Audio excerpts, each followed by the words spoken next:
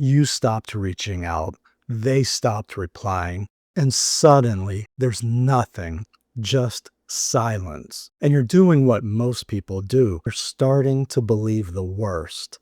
It's over. They're done with you. Now, you might be right, but that hasn't happened yet. When an avoidant goes silent during no contact, they're often in one of three emotional stages. And each of those stages leads to a very different outcome. But most people react to all three the same way, and it costs them. Now, by the end of this video, you'll know which emotional stage your ex is in, and you'll know exactly what to do next.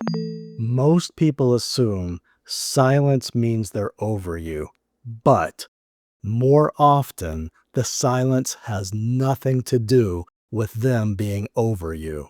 The emotional pressure in your relationship hit a level they couldn't manage. And when that happens, avoidants shut down instead of talking about it.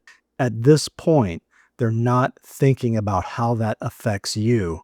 They're just trying to allow those emotions to settle down. Now, sometimes they just vanish. No breakup talk, no explanation. Conversation just stops. Other times, there is a conversation, and it starts to feel calm, almost rehearsed. They say, "You deserve someone better. I'm not ready for a relationship. It's not you. I just need to focus on myself." Now, you're going to discover that what happens next depends on which emotional state they are in. And the first one people misread the most because it feels exactly like rejection. After a breakup, especially one where you feel these intense emotions, the avoidance stress system will be in a state of overload. And the way they start to slow down and reset that overload is through distance. Not distance from you specifically, but distance from the emotional charge of the relationship. They go quiet, they drift away from anything that keeps that emotional charge active because they feel overwhelmed, anxious, and trapped. But as they withdraw, they start to calm down, feel more comfortable, and in control. Now, what you won't see at this point is regret.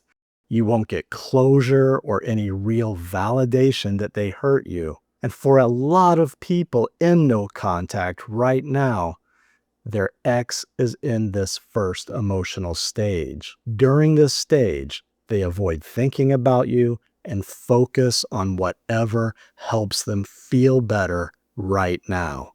Work, friends, distractions, they're not trying to figure anything out. They're keeping their mind busy. This emotional state is called regulation. And as long as it's working, things will naturally start to feel more at ease. At this moment, if you reach out, then everything changes. It puts the relationship right back in front of them. And for most avoidants in this state, that sets off their threat response, and they become cold, distant, or just completely stop replying to you at all. This is why breaking no contact just to check in is often one of the biggest mistakes a person can make. And this is the moment where most people lose control. They don't plan to reach out. It just happens. They feel the urge, open their phone, and now they're trying to stop themselves mid-message. Or worse, they've already sent a message, and now they're sitting there thinking, why did I do that? If you've been there, I made something for this exact moment. It's called the no contact safety net. It shows you exactly what to do when you're staring at your phone, trying not to hit send, what to say if they reach out, and what to do right after you hit send and start to regret it, so you can put your phone down and actually feel back in control again. Because every time you break no contact, you reset your progress. If that's something you struggle with, I put the link below so you can get it. Now, most people struggle with the second emotional stage until they understand the psychology. And that's because in this stage, it's less obvious that something real is starting to change. Deep inside the avoidant will begin to notice a shift. Now, a random song, a familiar place, or something unexpected brings back memories of this connection you share. They picture your face, they hear your voice, and start to feel this bond again. But in this stage, when those memories come to the surface, they instantly start to feel anxious, overwhelmed, and restless. And when you feel that way, your mind naturally starts to search for easy explanations and distractions. Now, that's the pattern in this stage. You come to mind, it triggers anxiety, so the mind shuts it down. We're going to call this second stage containment because that stress is being contained, sort of put in a box and set aside through rationalization and distractions. Looking back, this stage tends to make a lot more sense when you see how they interact with you. They might reach out to you, be polite and friendly, even kind, but also short, cold, and hard to read. You message them, and hours later, you get a response. And instead of full conversations, you get short answers that don't go anywhere. Often, it feels like they're just trying to stay friends without acknowledging this deeper connection you share between you.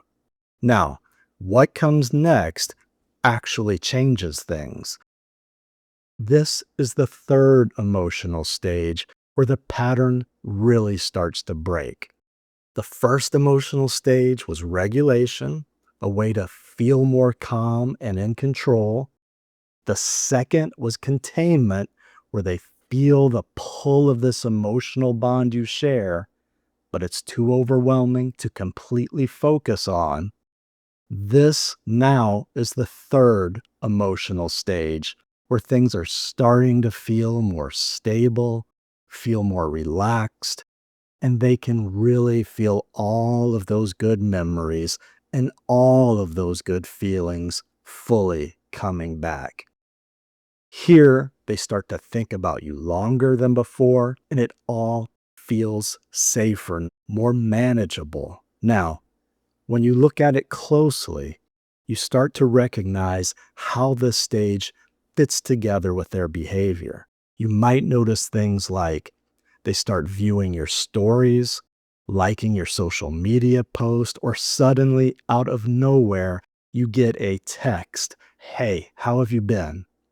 In some cases, they may even text you and say they miss you, that "I'm sorry, I wasn't in a good place." However, most of the time, it doesn't turn into a really deep conversation or a clear attempt to get back together yet. This just keeps the door open for that to happen in the future. Now, this is called the reactivation stage, and it happens when you've been in no contact, things are starting to feel more peaceful, and they can't ignore those feelings anymore. But most people get to this point and make the same mistake. They see a sign that something is starting to change and they act on it too soon. They reach out, try to get clarity or push for a response, and instead of moving things forward, it pushes their ex away because each stage depends on the process continuing to unwind calmly in its own natural way. Interrupting that process only slows it down or resets it completely. So there are really only two paths from here. One, you reach out before the process completes, which means you're back dealing with them disappearing, short replies, or giving no response at all. Most people recognize that path because they've already lived it. Or two, you allow them to move through the stages on their own until they settle down, feel more centered, and they reach out because they miss you. Now, a lot of people want to know how long that takes, and I'll link a video that breaks down the most common timeline, but just know that your situation could be different. And what actually determines if and when they will reach out is how intense the relationship felt, how strongly avoidant they lean, and if the process has completed or been interrupted.